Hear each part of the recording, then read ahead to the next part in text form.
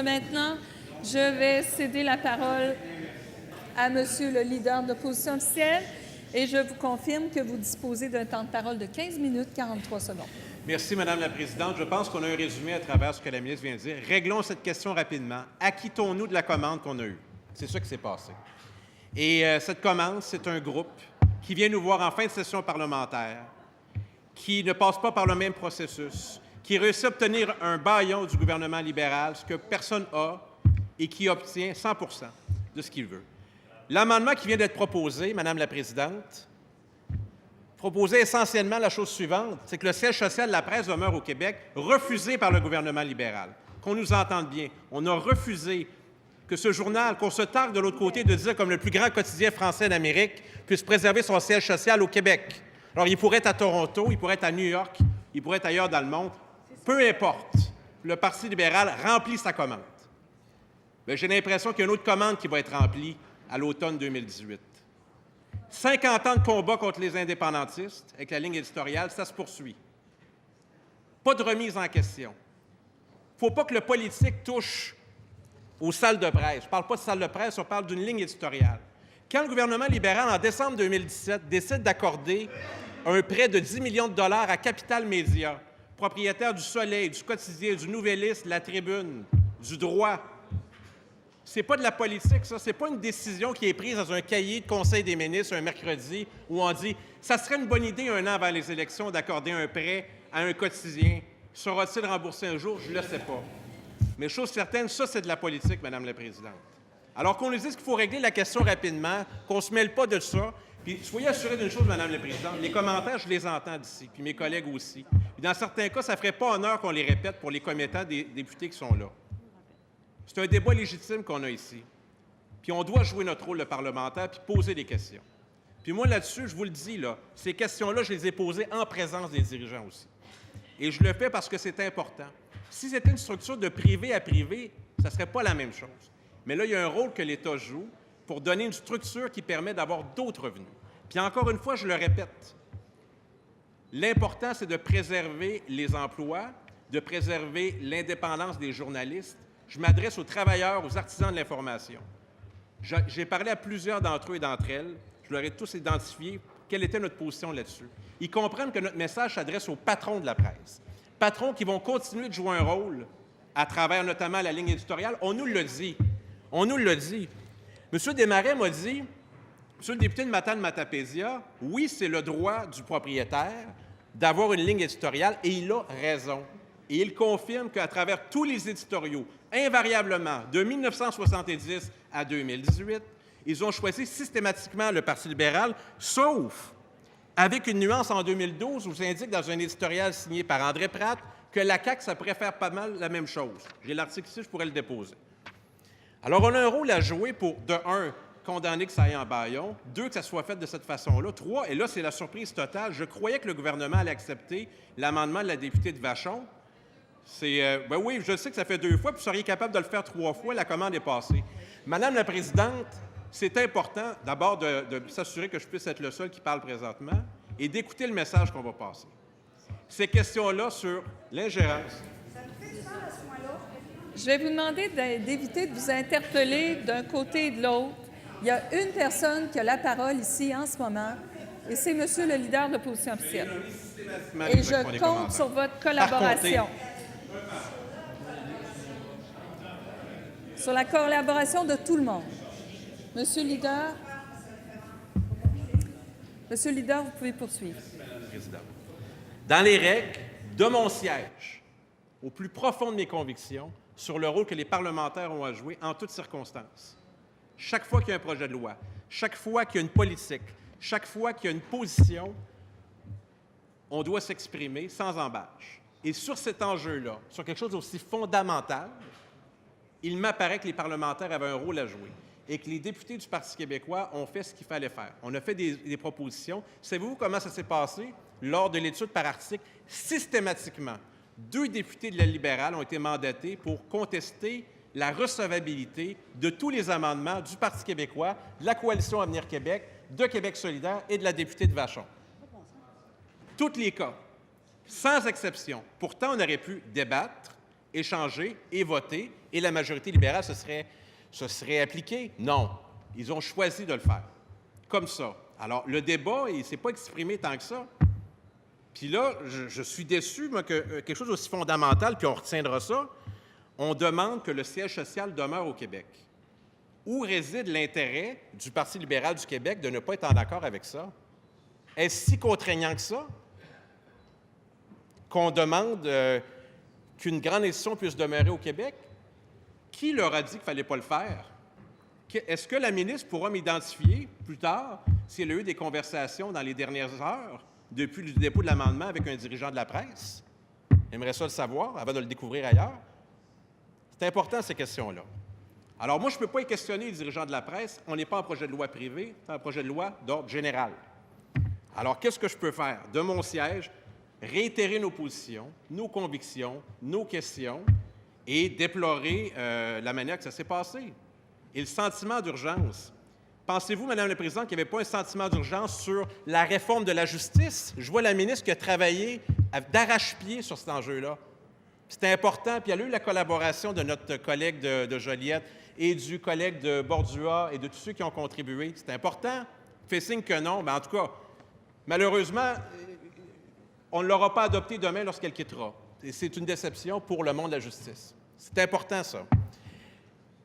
L'accès à l'information et les renseignements personnels, pas important, ça. On en a parlé pour des mauvaises raisons. On a eu outrage au Parlement, Mme la Présidente.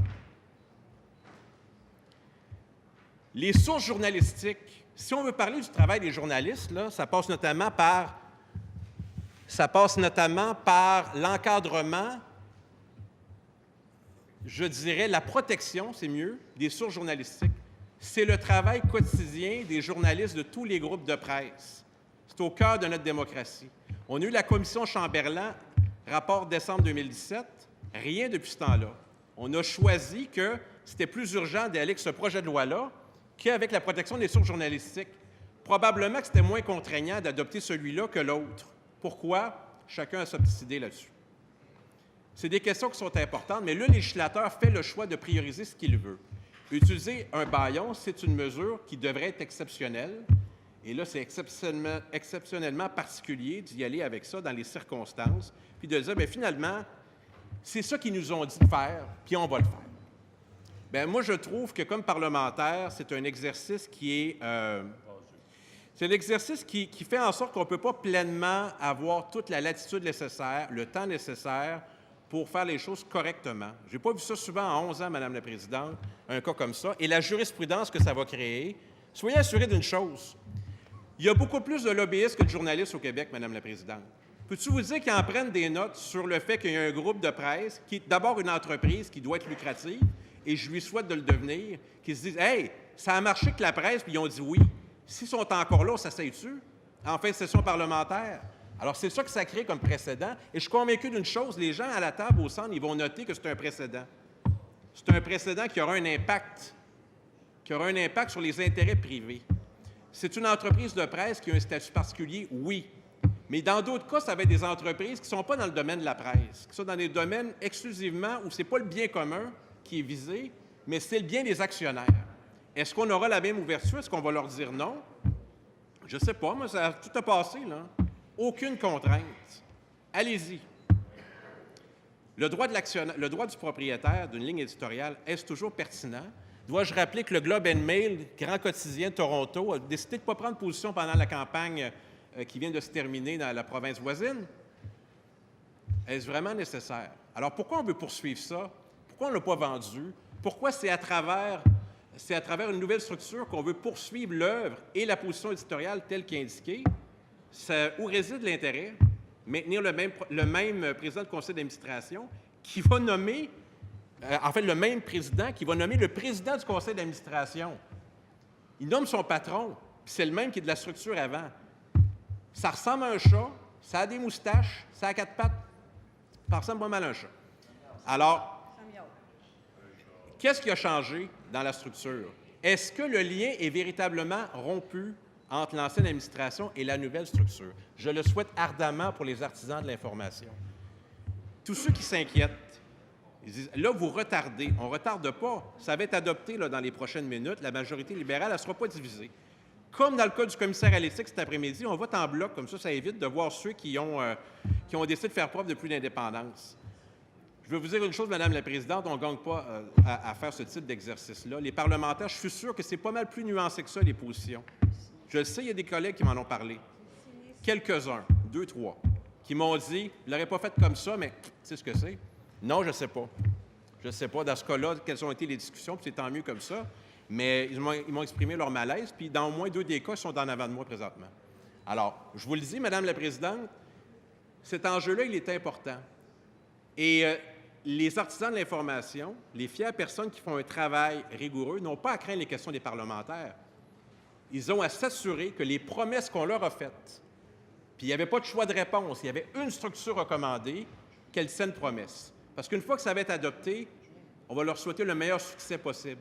On va leur souhaiter de continuer de faire un travail d'enquête, malgré qu'on n'a pas de protection, c'est sûr, journalistique, un travail d'information, un travail pour nous divertir, pour nous faire réfléchir, pour nous émouvoir, pour amener un éclairage différent sur la vie au Québec, en Amérique, à l'international. Et c'est pour ça qu'on a un attachement au quotidien, à ce produit qui, d'abord papier, puis qui est en train de se muter en électronique, puis qui change à une vitesse folle avec des nouveaux supports. Puis il y a des défis, mais les défis de la presse sont les défis de tous les autres médias. Puis il y a d'autres choix qui sont possibles.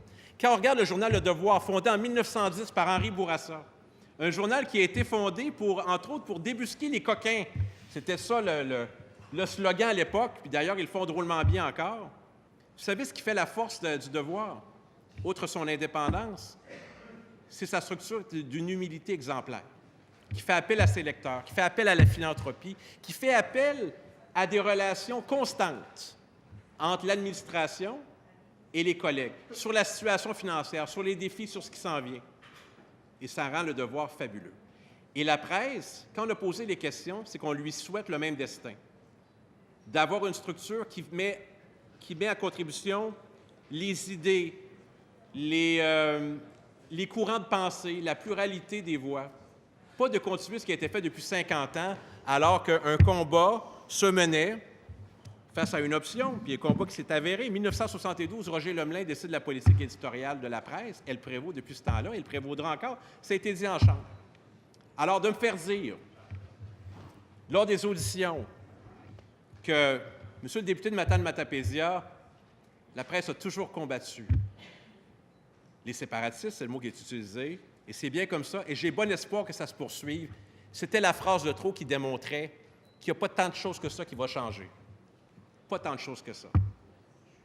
Madame la Présidente, je suis un indépendantiste. C'est la raison pour laquelle je suis en politique. Mais je vais vous dire une chose. Le parti fondé par René Lévesque n'est pas un parti déshonorant. C'est une grande formation politique. Une grande formation politique. Et cette formation politique-là, on peut la combattre lorsque c'est nous autres qui payons, lorsqu'on a les moyens d'assurer les pertes. Pendant 50 ans, de mener le combat. Mais à partir du moment où on se présente devant les parlementaires, qu'on demande une structure particulière, qu'on fait appel aux contributions du public, est-ce qu'on a le droit de poser des questions? Oui. Est-ce qu'on a le droit d'indiquer qu'on a bien pris note de ce qui s'est passé à 50 ans? 50 ans que le Parti québécois existe, 50 ans que cette position-là existe à la presse. Est-ce que les choses peuvent changer à partir du moment où ce n'est plus le droit du propriétaire? C'est la contribution des citoyens du Québec qui est en jeu. Alors, Madame la Présidente, je sors de ce débat avec autant de questions qu'au début. Assurer que c'est avec beaucoup d'espoir que les artisans de l'information se lancent dans cette nouvelle aventure. Je leur souhaite le plus grand succès possible et je leur dis que ne craignez pas. Ne craignez pas les gens qui se tiennent debout, les gens qui ont des convictions, qui posent des questions. C'est leur devoir. Méfiez-vous de ceux qui n'ont pas d'opinion. Méfiez-vous de ceux qui ne parlent que d'une seule voix et très peu. Méfiez-vous des fausses unanimités. Méfiez-vous des débats qui tournent court. Encouragez la lumière, encouragez les questions. Ces principes ont guidé l'aventure de notre formation politique depuis des décennies, continueront de l'animer. À la presse, à ses artisans, à ceux qui ont contribué dans le passé, à ceux qui rêvent de devenir journalistes et de faire en sorte de couvrir, que ce soit l'Assemblée nationale, le monde culturel, l'économie ou le monde, je leur dis, vous trouverez au Parti québécois des gens qui sont d'abord vos lecteurs et vos admirateurs dans bien des cas, qui aimeraient avoir votre plume, votre regard sur le monde et qui veulent s'assurer eux aussi que ça se poursuive dans l'avenir, mais sans occulter les questions importantes qui touchent directement votre indépendance. Et je dirais une société québécoise qui a évolué et qui n'a plus besoin qu'un organe de presse dise aux gens quoi faire. Merci, Madame la Présidente.